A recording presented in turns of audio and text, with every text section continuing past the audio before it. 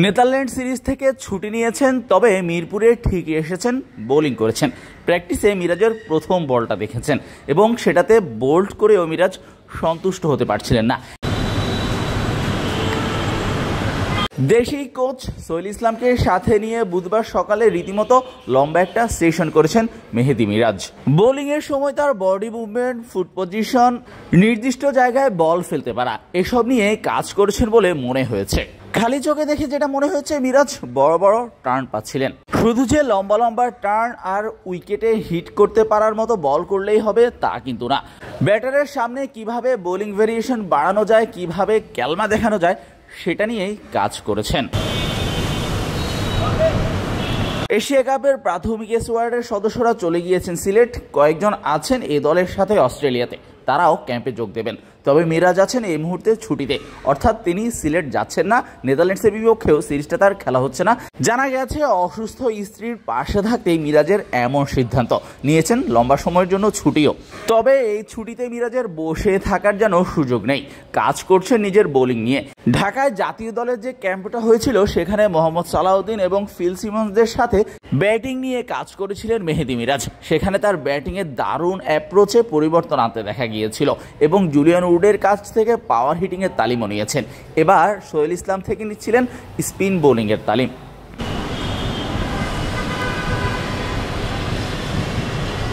অর্থাৎ মিরাজ বুঝালেন বসে থাকার যেন কোনো সুযোগ নেই। যতই ছুটিতে থাকুন কিংবা না থাকুন, নিজের কাজটা তাকে করে যেতেই হবে। এশিয়া কাপের আগে নিজেকে সম্পূর্ণ প্রস্তুত রাখতে হবে। বাংলাদেশের ওয়ানডে ক্যাপ্টেনের টি-20 বোলিং নিয়ে খানিকটা সমালোচনা আছে। এবার সেগুলোই গুছাতে চাইছেন নিশ্চয়ই মেহেদী মিরাজ। তাই তো এত লম্বা সময় ধরে নিজের বোলিং নিয়ে কাজ করছেন এবং যা দেখে মনে হয়েছে সামনের দিনগুলোতেও বোলিং নিয়ে মিরাজ ভালোই কাজ করবেন।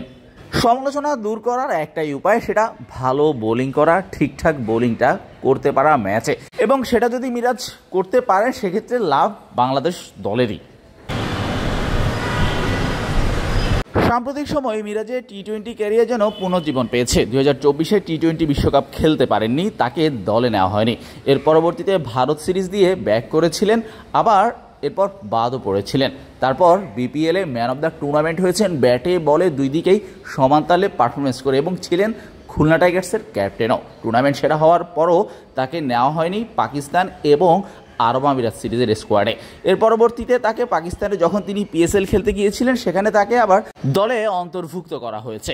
এর পরবর্তীতে পাকিস্তান সিরিজ, শ্রীলঙ্কা সিরিজ এবং পাকিস্তান সিরিজ, তিনটা সিরিজে মিরাজ নিয়মিতই টি-20 সিরিজে ছিলেন। সম্ভাবনা আছে এশিয়া কাপের স্কোয়াডে থাকার এবং নেদারল্যান্ডসের বিপক্ষেও থাকার। তবে আপাতত নেদারল্যান্ডস সিরিজে মিরাজকে দেখা যাচ্ছে না। নিজেকে নিয়ে ঠিকঠাকভাবে কাজ করতে পারলে হয়তো বা এশিয়া কাপেও সুযোগ পেতে পারেন। কোচদের তাকে নিয়ে কাজ করা দেখে মনে হয়েছিল মিরাজকে নিয়ে তাদের চিন্তাভাবনা সুদূর প্রসারী। মিরাজের প্র্যাকটিসের সময় পাশে আন্ডার-19-এর ক্রিকেটাররা প্র্যাকটিস করছিলেন, যেটা নিঃসন্দেহে তাদের জন্য একটা মোটিভেশন। মিরাজের মতো একজনের সাথে নেট শেয়ার করতে পারাটা, সেই সাথে শেখারও আছে অনেক কিছু। শাহরিয়ার শাওন, মিডফিল্ড।